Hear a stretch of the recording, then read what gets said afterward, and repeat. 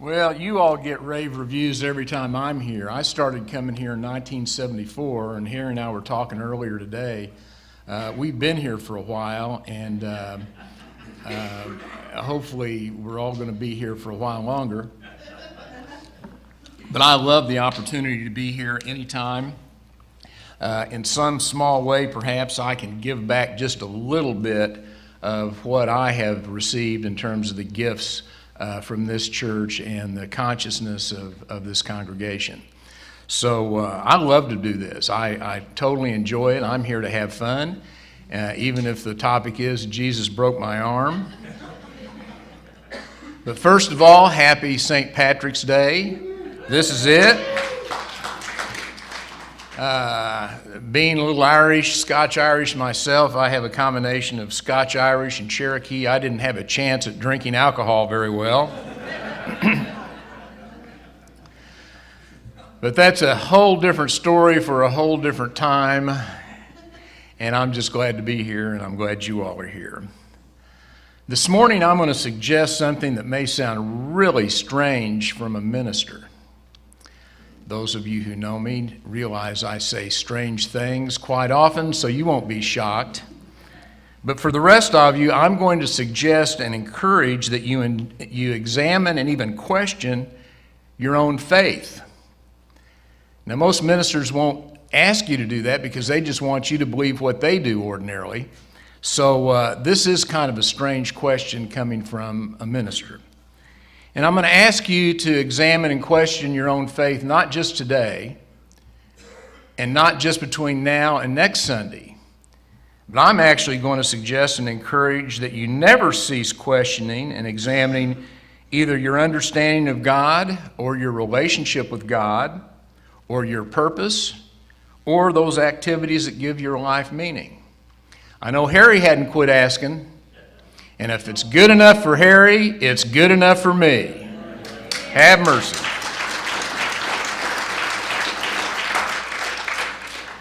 Now, many of us, I have kind of noticed, including myself, and by the way, everything I say, I really don't know about anybody but me. I only can guess about you all, but I know that I have spent a lot of my life on spiritual autopilot. And what I mean by spiritual autopilot is just kind of letting things go, kind of going with the flow, not really doing much spiritual work. And the downside of putting spiritual understanding or spiritual awareness or spiritual growth or spiritual fitness on autopilot is that it invites complacency, sluggishness, stagnation, narrow-mindedness, smugness, and self-righteousness. And I wish there was like a pill we could take, at night and not have to worry about this. But it really requires work, spiritual work, in order to stay spiritually fit. There's an old saying that says, when we're young, we have narrow waists and broad minds. And then it starts to reverse. And this talk today is about how to keep our minds and hearts open and broaden the possibilities of our life. And for those of you who are listening to this talk, I have some overheads. And so if I make absolutely no sense, I'm blaming it on the fact that you're not here looking at the overheads. But the name of the talk is Jesus Broke My Arm. But before we begin talking about Jesus breaking my arm, I would like to tell you briefly about a program we're going to be doing here on April the 12th, which is a Friday evening from 7 to 9. It's a program entitled Higher Love, a spiritual fitness program. Why spiritual fitness? Well, spiritual fitness, in my opinion, is required for creating happiness and successful relationships. Not a bad idea, And the lack of spiritual fitness makes it impossible to create happiness and successful relationships. I've tried that, and it works. So the spiritual fitness program we're going to be talking about on Friday night, on April 12th, is about creating personal happiness and successful relationships. And I didn't give a forewarning to the earlier group that showed up at 9:15. So this illustration is supposed to be funny. So if you have an urge to laugh, go right ahead. This is a balloon and a tack saying, how did we end up so incompatible when we were so in love? And we're going to talk about this phenomenon on April the 12th, and I hope you all can make it. It's going to be fun. It's going to be funny. Hopefully it'll be enlightening, and you're all welcome. It's free of charge, and I think it'll be a hoot. So anyway, what's all this that we're talking about this morning? Well, philosophers, psychologists, spiritual leaders, and students understand, and this should be just second nature to you all, that the nature and quality of our lives are directly connected to and in sync with our thoughts, feelings, beliefs, and attitudes. Everybody knows that. Perhaps the most significant thoughts, beliefs, and attitudes that help form our lives are those we hold concerning the nature of God and our relationship to God. Okay, I'll bet you all get that. Expanding spiritual meaning and understanding in life, here's the rub, involves studying, examining, questioning, understanding, and finding meaning in our own beliefs and about our own relationships with God. Since our perceptions about and reactions to life, love, family, friends, work, pleasure, success, meaning, and happiness spring out of our conscious and unconscious notions about God, it would seem pretty dang important that we reflect upon and stay in tune with our concepts, ideas, and beliefs about God and our relationship about God. Again, not real surprising. This group especially in this church should get everything I said and go, well, why did I come to listen to this guy today? I know all this stuff. But did you know Jesus broke my arm? Probably not many here knew that Jesus broke my arm. Here's the story about Jesus breaking arms.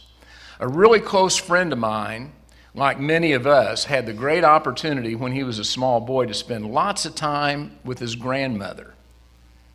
I did. I loved it. He did. He loved it. And his grandmother was a dyed-in-the-wool Baptist. She never missed an opportunity to be in church. That's just part of being a good Baptist. Whether it's in the beginning of the week, whether it's in the middle of the week, whether it's all day, Sunday. I mean, she was a committed, lifelong Baptist. Well, one day, my friend went over to see his grandmother, and her arm was in a cast. And he inquired, what in the world happened to your arm? She said, last Sunday, I wasn't feeling well, so I didn't go to church, probably the first time ever. And that afternoon, I was standing on the stool in the kitchen, reaching up in the cabinet, trying to get something, and I fell off, and Jesus broke my arm. So according to his grandmother's belief, missing church was a punishable offense. Jesus broke her arm.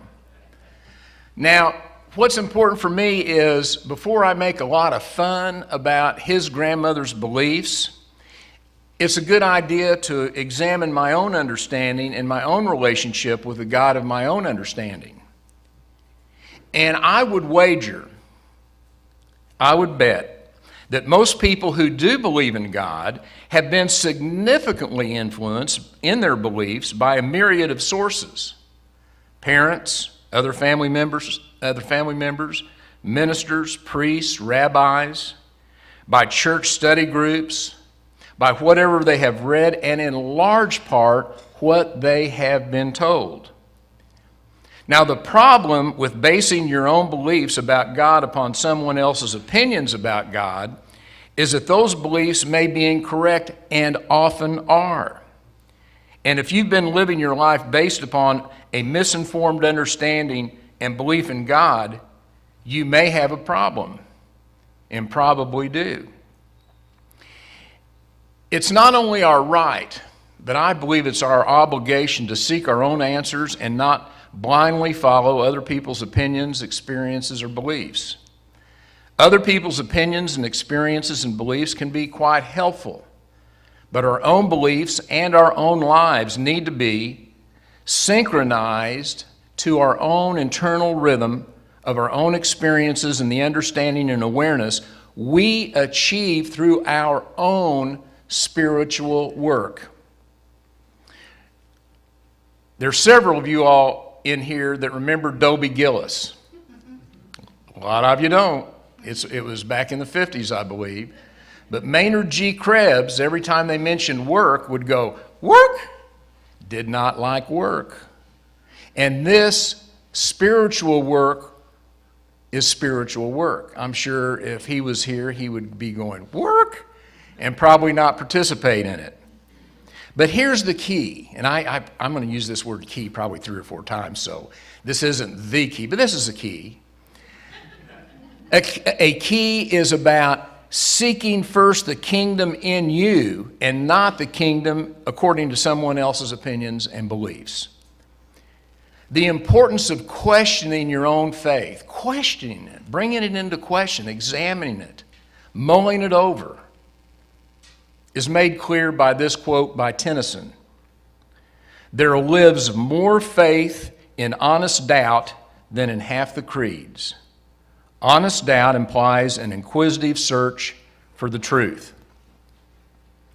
Now, a statistic that is just absolutely amazing is that there are approximately 485 different religions or sects or denominations.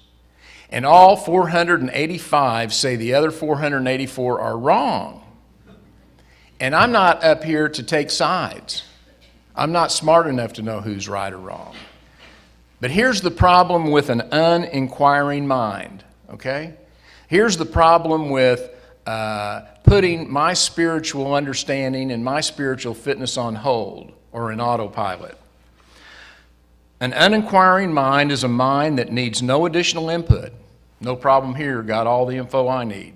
A mind that doesn't need to ask any additional questions. Don't need them. A mind that doesn't need to deepen its understanding. A mind that seals itself off from the uncertainties of further exploration. An uninquiring mind at some point slams shut and remains closed. And I've tried it. Boy, howdy, you're always right, but you're not very happy. And here's the major problem with a closed mind. And there are many problems with a closed mind, but here's the number one, I think. A closed mind often errs, but never doubts. So you continue to think you're right. You know, you've heard, what's the prize of being right? I used to search for the prize. Oh my goodness, nobody awarded me one. Never really, appreciated the fact that I was always right and I could tell people what to do. Here's one that should wake us all up. Do you believe that Katrina killed 1,833 people in New Orleans because God was mad? Well, let me tell you something. Some exceptionally influential ministers, along with a handful of former presidential candidates, do believe it. Minds that are often in error, but never doubt. Now, I can only speak for myself, but just because I'm a minister, what I say is merely based on my own opinion, based on my own personal experiences, just a tiny little bit of life experience. I know that I'm not smart enough or experienced enough to fully understand God. And I certainly hope I will never insist or even suggest that others believe as I do. So I'm not up here working my mouth hoping you believe I do. I'm up here working my little old mouth to encourage you to figure out what really is true for you, and not based on what I say or anybody else, although what I say or somebody else might assist in some way. However, it appears that keeping an open mind and an open heart will lead to a deeper understanding of God and much more happiness. Why? Because doubt and questions are actually good. Doubt and questions actually operate just like WD-40 for opening those places in our minds and hearts that seem difficult to open. These are some slides I may have shared last time I was here. There's a quote by Anthony DeMello. There is only one cause of unhappiness: the false beliefs you have in your head, not the false beliefs they have in their head, but the false beliefs you have in your head. Beliefs so widely and commonly held that it never occurs to you to question them. And if those false beliefs in your head are about the concept of God based on somebody else's false beliefs of God, you know what I'm saying. And one of my very favorite all-time quotes, I say this almost every day because I have to remind myself to keep doing the work. By Socrates, the unexamined life is not worth living. And a great deal about examining God and our relationship to God is about examining ourselves, especially through contemplative prayer and meditation and the other spiritual tools that Sue talks about every Sunday, that you read about, that you know about. So that's what we're talking about. Open hearts, open minds, they're slow to judge, quick to forgive, quick to accept, and quick to tolerate. Good idea there. Open hearts and open minds see all the colors of the rainbow, not just black and white. They're not on guard, and they're not in attack mode. Open minds and hearts are enveloped in love and understanding and empower us to celebrate life with one another. You know, I used to hear this saying, I love it because it reminds me of what it must have been like hanging around me, probably still today from time to time. And that is, the way they think makes my head hurt.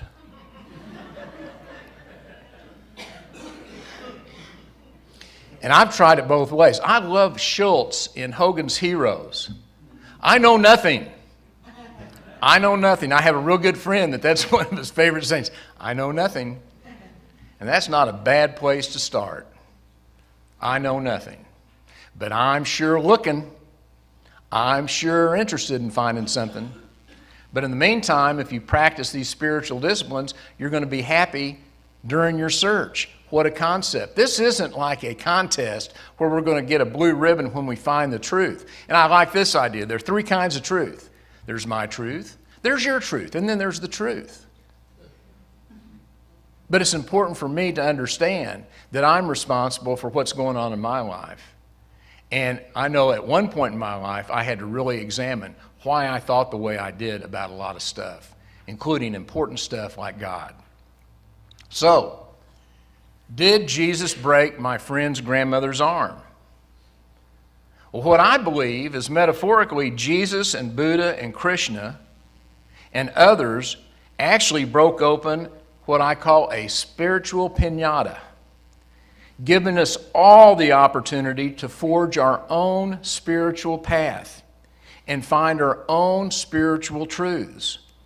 We are biblically instructed to not be conformed to the world, or saying it another way, not be conformed to the ideas of the world or the ideas of other people, and to be transformed by the renewal of our minds. It's not about taking a vote and then figuring out, oh, well, if the majority of people think that way, well, I better too. But our work is about taking responsibility for seeking the kingdom within ourselves and not blindly following the opinions, beliefs, and dictates of others. I'm going to say this word again, the key. Here, I have the key in here about 4 or 5 times. I had a professor in law school that would say, and the key is about 20 times an hour. And you'd be, busily writing down, okay, here's the key. Well, it was just another key. But here's the key. If you want to know if there is a key, this is it. The key to find our own truth is doing the spiritual work that is required to follow the lead of Spirit in the transformation of ourselves through renewal of our minds. That's how simply I could put it to kind of get it all in there. And I'm going to reread that. The key to find our truth is doing the spiritual work that is required to follow the lead of Spirit in the transformation of ourselves through the renewal of our mind. There's another key, and here it is. And the key to renewing our mind is suggested by the following ideas expressed by Eckhart Tolle and expressed by John in the song Listen. And it goes like this. Wisdom comes with the ability to be still. Just look and just listen. No more is needed. Being still, looking and listening activates the non-conceptual intelligence within you. Let stillness direct your words and actions. Or according to what I think I wrote down to be accurate in terms of some of the lyrics of the song that John sang, listen, somewhere beneath the sea of noise, will you hear the angel's whispered voice? And that's what we have to do every day. Get still and listen. But there's so many things to do. I've got my list of stuff to do, so I don't have time to meditate or pray because I am so busy floating my boat on the sea of noise. And I'm getting good. I'm going to get more horsepower. I'm going to get another engine. I'm going to crank her up and let her fly. And I've done that. And oh my gosh, I really got good and continue to get more and more and more unhappy and meaningless. And so probably the most important thing we do every day is get still and listen. According to Father Thomas Keating, the greatest teacher is silence. The signs coming from this space are a peace that is rarely upset by events, other people, or reactions to them, and a calm that is a stabilizing force in whatever environment you may be in. God gives us everything we need to be happy in the present moment, no matter what the evidence to the contrary may be. And boy, howdy, have you ever seen that evidence to the contrary? And that's when you crank up the speedboat on the sea of noise, the sea of clacking. Well, let me just crank up the volume. No, just sit still, and it's all going to work out. I'm not surprised that in India they define meditation. Listen to this. This is just, I love this stuff. I'm just a meditation nut, by the way. The definition of in India of meditation is the end of suffering. Sound like a pretty dang good idea? But there are two parts, the end of suffering and the mastery of the art of living. Not bad, and it's free. All you got to do is show up, be quiet, and just do the practice. Just do it. And after a while, it'll start working. You know, when I said earlier there's that old idea that when we're young we have small waists and broad minds and then it kind of reverses itself. Well, everybody here that works out physically knows how much time you have to put in working out. Do you think you need to spend any less time working out spiritually? You know?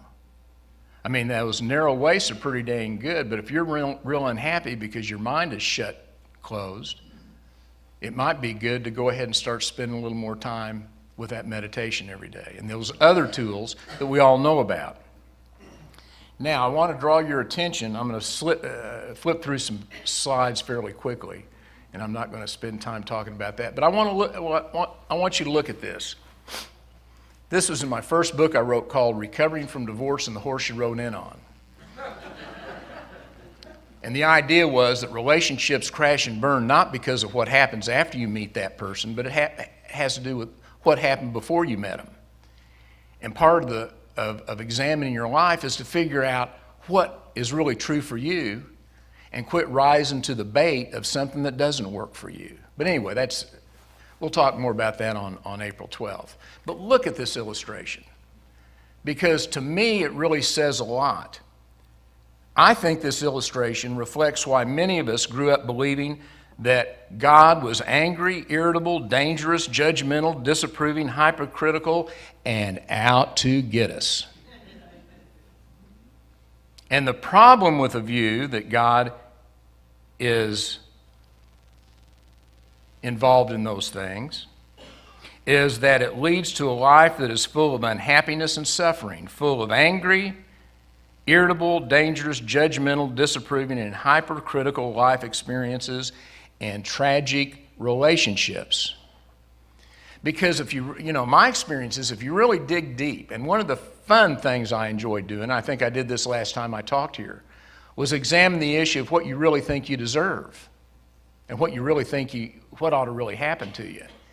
And underneath all that, when you drill down, oftentimes all that is about these concepts we have about God that we adopted when we were little kids listening to mentally ill people.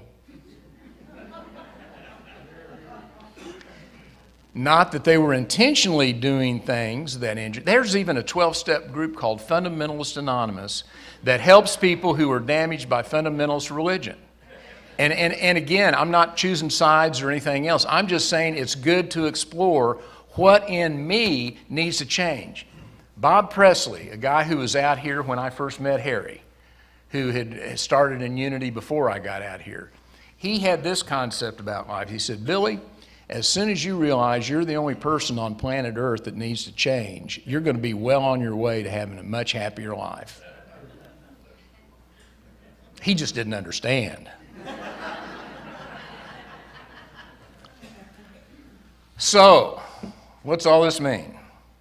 Well, perhaps it might be a good idea if we continue to examine our beliefs about God through the lens of a daily meditation practice and the other tools and practices we find on our own spiritual journey. In 1974, in addition to starting to come to this church, I took a yoga class with Connie Lawler and have been doing hatha yoga ever since. And one of her favorite sayings that she would share at the end of each session was based on a Chinese proverb, and it goes like this. There are many paths up the side of the mountain, but the view from the top is always the same. Well, my understanding is that my map to the top of the mountain is hidden inside of me, not in the opinions, advice, or beliefs of other people. Again, this doesn't mean I shut my mind to those things, but I do my work. I drill down in my consciousness to find out what's there. What does my still small voice that God implanted in me think about this deal under the surface of noise? What's that about?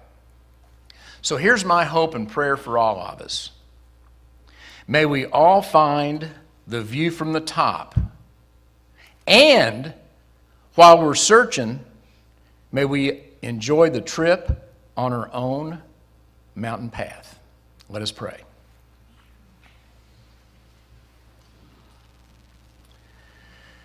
Thank you, God, for this opportunity to celebrate the spirit of truth that each of us possess as we seek, ask, and knock for a better understanding of you and a better understanding of our place and purpose in this world.